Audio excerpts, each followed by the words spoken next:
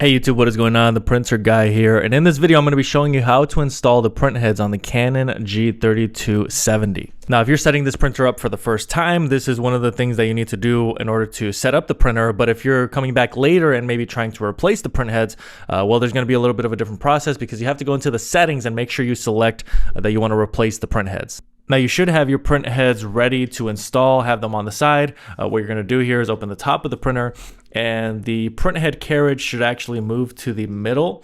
Really quick, if you wanted to save some additional money on ink, there's going to be a link down in the description below for some remanufactured or third-party Canon ink that is compatible with this printer.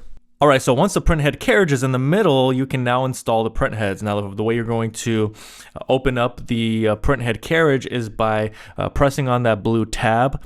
Once you open up that blue tab, you are going to be able to see that there is two different sides, of course. There's the color that's on the left, and then there's the black that is on the right. You want to make sure you install the right print head in the right slot. Now, they are sometimes different sizes, but in this case, they're the same. So you want to hold it straight like this towards you, and then you're going to lay it down into the print head holder, and you're going to make sure that it fits snugly in there. You don't want it to be loose. All right, so once those print heads are installed, you're going to allow for 5 to 10 minutes for the ink to process in them, and that's all it really takes to install the print heads on this printer.